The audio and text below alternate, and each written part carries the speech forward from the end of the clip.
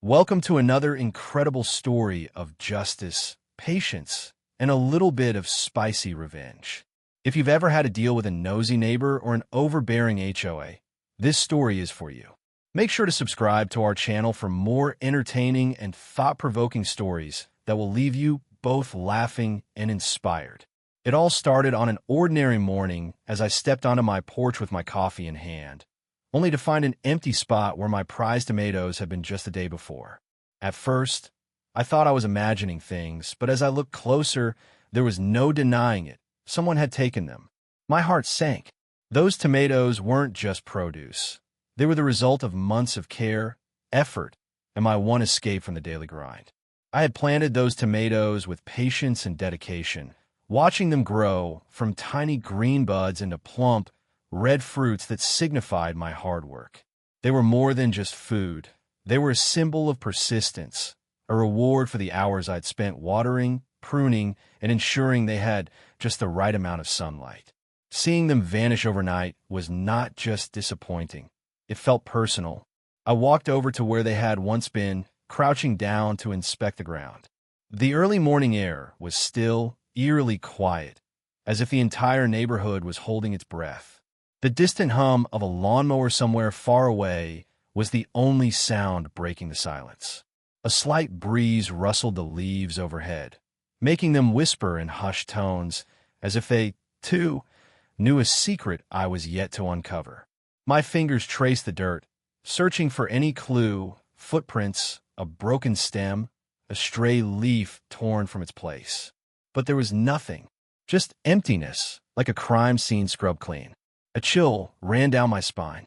Someone had come into my yard, walked past my fence, and taken them without a trace. No footprints, no fallen leaves, just an empty space where my beloved tomatoes should have been. Had an animal taken them? But why so neatly? If it had been a raccoon or a squirrel, there would be scraps, half-eaten remains, some sort of mess. This was clean, deliberate. My heart started to pound. Someone had come into my yard, walked past my fence, and taken them. I glanced around at the houses nearby. Everything looked normal, too normal.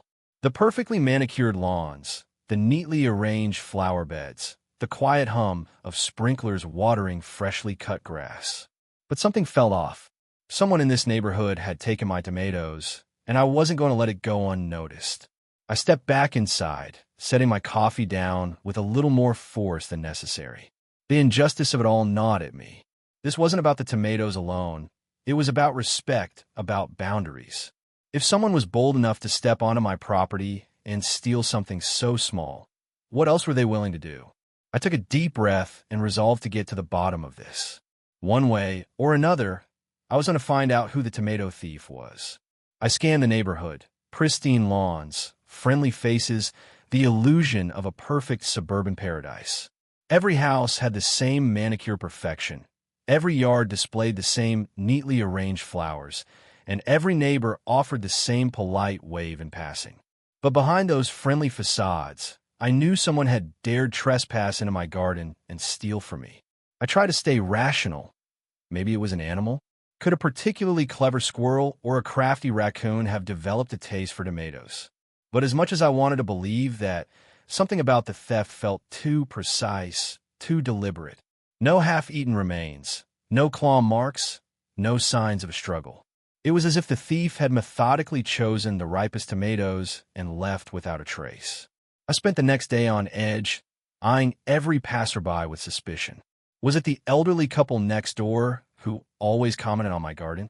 Was it the teenager down the street who once asked about growing vegetables?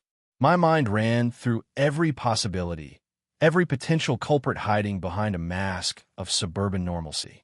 When it happened again, just 2 days later, my frustration reached a boiling point. This wasn't just a coincidence. It was a pattern. Someone knew exactly what they were doing, and they were mocking me by returning so soon. This time, there were no second guesses. It was no accident. It wasn't nature. It was a human being with the audacity to steal from me twice. I stood in my backyard, fuming, staring at the empty space where my tomatoes had been. The anger burned through me like wildfire. If they thought they could keep taking from me without consequences, they were sorely mistaken. It was time for action. No more wondering, no more paranoia. I was going to catch them in the act, and when I did, they would regret ever stepping foot into my garden. Armed with a newly purchased security camera and a determination to catch the thief, I set up my surveillance system that very night. I positioned the camera carefully, ensuring it had the perfect angle to capture any movement around my tomato plants. Then I sat back, phone in hand, ready to check the footage first thing in the morning. My prime suspect? Karen, the strict, micromanaging president of our homeowners association, notorious for enforcing obscure rules that no one else seemed to care about. She had been at the center of more than a few neighborhood disputes, whether it was issuing citations for slightly overgrown grass, demanding residents repaint their front doors for being a shade too bold, or even trying to impose seasonal flower color coordination to maintain what she called visual consistency. More than once, she had sparked heated debates at HOA meetings, where exasperated homeowners challenged her overreach, only to be met with her passive-aggressive responses and a firm commitment to upholding the integrity of the community. She had a reputation for sticking her nose where it didn't belong, and I had been on the receiving end of her scrutiny more than once. She seemed to believe she was the self-appointed guardian of our neighborhood's visual harmony, going so far as to email weekly notices about violations as trivial as mismatched flower pots. Karen had always criticized my garden, from my choice of tomato cages to the messy arrangement of my plants. She had even confronted me before, pointing out that my gardening style clashed with the HOA's preferred aesthetics. A structured garden reflects a structured community, she had once told me with a smug smile, as if she had just delivered the wisdom of a lifetime. But the way she had previously eyed my tomatoes with a mix of disapproval and envy only fueled my suspicions. More than once, I caught her lingering near my garden, hands on her hips, surveying my plants as if she owned them. I started thinking back to all the interactions I had with her over the past few months. The helpful suggestions about how I should be pruning my tomato vines.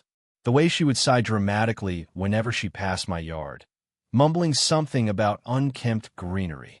But most damning of all was the way she had once jokingly asked if I had any to spare, eyeing my ripening tomatoes with unmistakable longing. It all added up.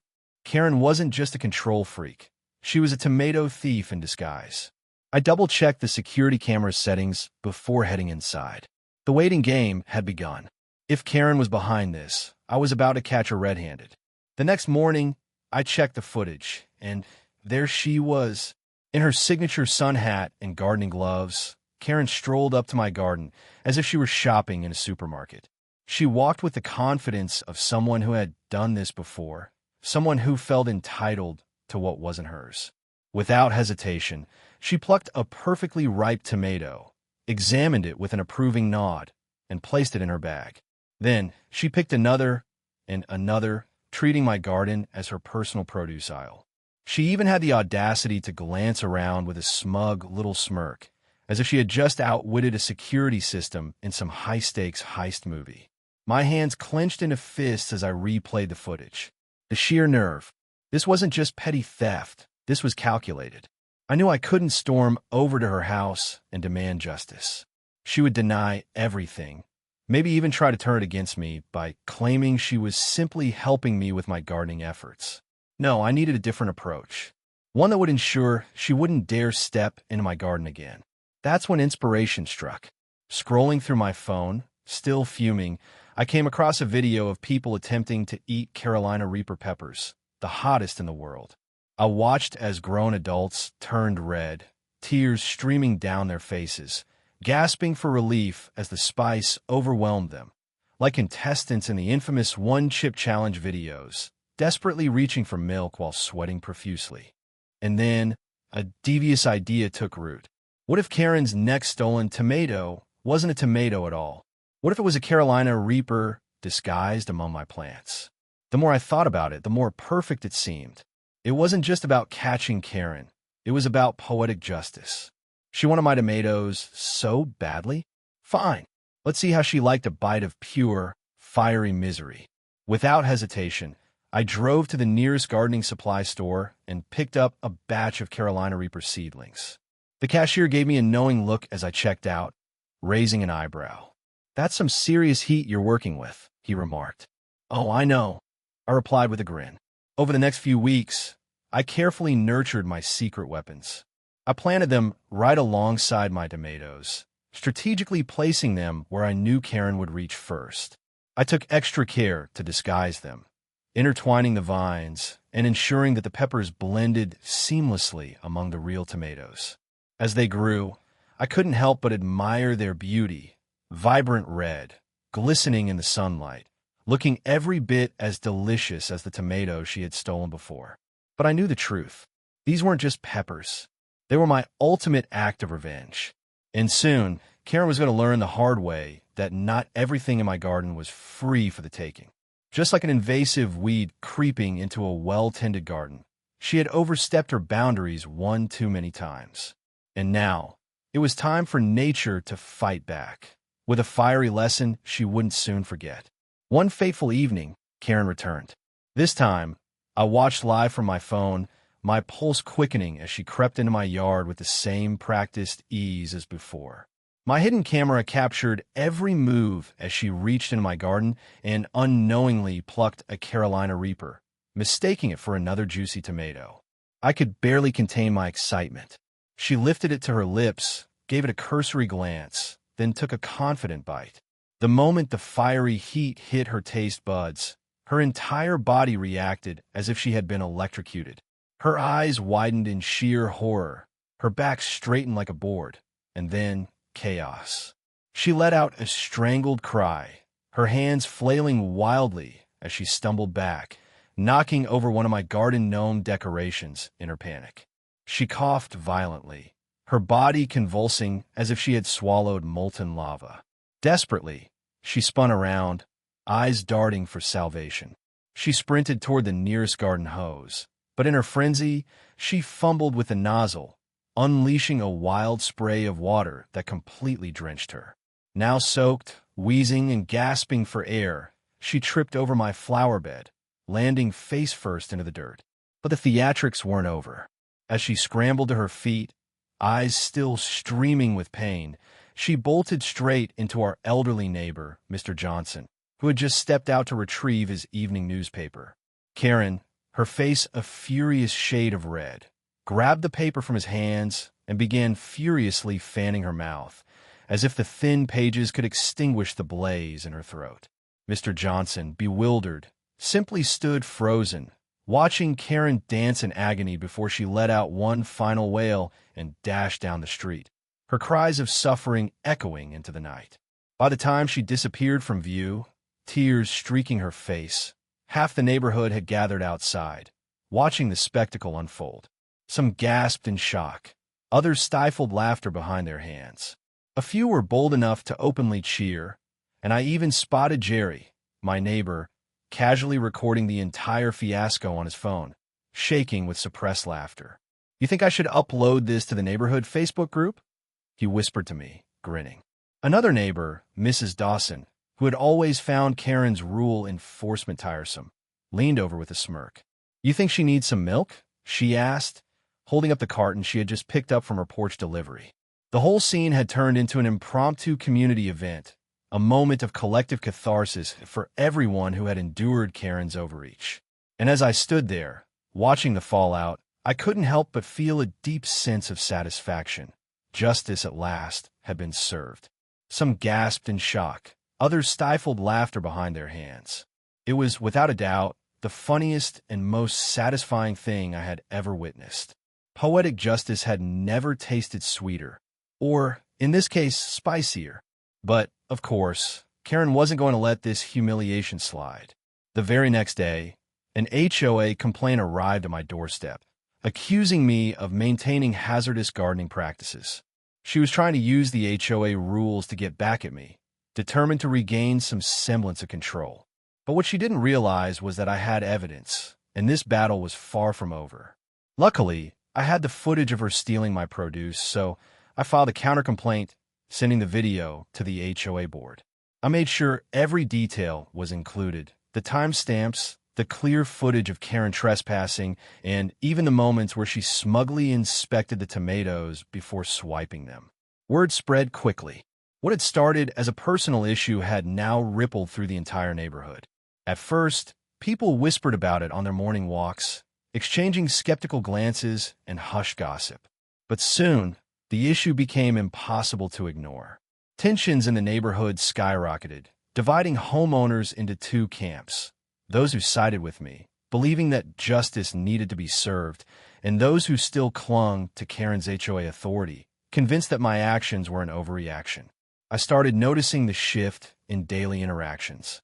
My usual friendly nods from neighbors were replaced with either supportive thumbs-ups or disapproving glares. Some even went out of their way to avoid me, while others approached me with eager curiosity, wanting to hear the full story. Even the local community Facebook group was ablaze with arguments, with some defending Karen's leadership while others laughed at the absurdity of her crime. One evening, I caught Jerry, my usually neutral neighbor, shaking his head as he mowed his lawn. He chuckled when he saw me and called out, "So what's next?" "A town-wide election to dethrone the HOA queen." I laughed, but deep down, I knew this was no longer just about stolen tomatoes. It had become something bigger, a power struggle over how much control one person could have over an entire community. Karen had overstepped, and now the entire neighborhood was watching closely to see how it would all unfold. At the next HOA meeting, Karen dramatically claimed that I had poisoned her, her voice quivering with exaggerated emotion as she dabbed at non-existent tears with a tissue. She painted herself as the innocent victim of a reckless and irresponsible gardener, claiming she had suffered severe distress and was now traumatized whenever she saw anything remotely resembling a tomato. I let her speak, arms crossed, waiting patiently. When she finally finished her theatrical performance, I calmly stood and played the footage. The silence in the room was deafening. Karen's face drained of color as everyone watched her sneak onto my property, select the best tomatoes, and place them carefully in her bag before sauntering off without a care in the world. Then, the moment of poetic justice, the bite, the shock, the chaos. The room erupted into laughter, the kind that grows uncontrollably, spreading like wildfire. Some HOA members chuckled behind their hands, while others openly doubled over in their chairs. Margaret, the quiet HOA secretary who rarely spoke, finally stood up. She had always been the kind of person who preferred to blend into the background, meticulously taking notes at every meeting but never voicing her opinions. Despite her reserved nature, she knew every bylaw and regulation inside out. Her silence had often been mistaken for neutrality, but those who paid close attention could see she was always listening, quietly forming her own judgments. This time, however, she wasn't going to sit back and let Karen manipulate the truth. Clearing her throat, she said plainly, "I personally witnessed Karen taking from this garden on multiple occasions. I was hesitant to say anything before, but this is ridiculous." Karen gawked at her, eyes darting around the room in desperation. But it was over. The tides had turned. With undeniable evidence against her, Karen was left red-faced, both from the reaper's heat and from sheer embarrassment. By the end of the meeting, the board dismissed all her complaints and issued her a formal warning for trespassing. Karen, once the feared enforcer of HOA rules, had now become a neighborhood joke. But something even more surprising happened. As the weeks went on, I noticed more and more of my neighbors out in their yards, tilling soil, planting tomatoes, peppers, and herbs. What began as a petty dispute had sparked a community-wide gardening movement. Jerry built a raised garden bed in his backyard. One evening, as he watered his new plants, he caught my eye and grinned. "Never thought I'd get into gardening, but after watching you take on Karen, I figured why not," he said. "You actually inspired me, and half the neighborhood, to start growing our own food. Guess we owe you one." The elderly Wilsons, who had never cared for more than decorative shrubs, proudly planted rows of tomatoes along their fence line. Even Margaret, the once reserved HOA secretary, started growing chili peppers on her windowsill, inspired by the growing trend of urban farming and community gardens that had taken root in cities and suburbs across America. At the end of the day, this wasn't just about tomatoes.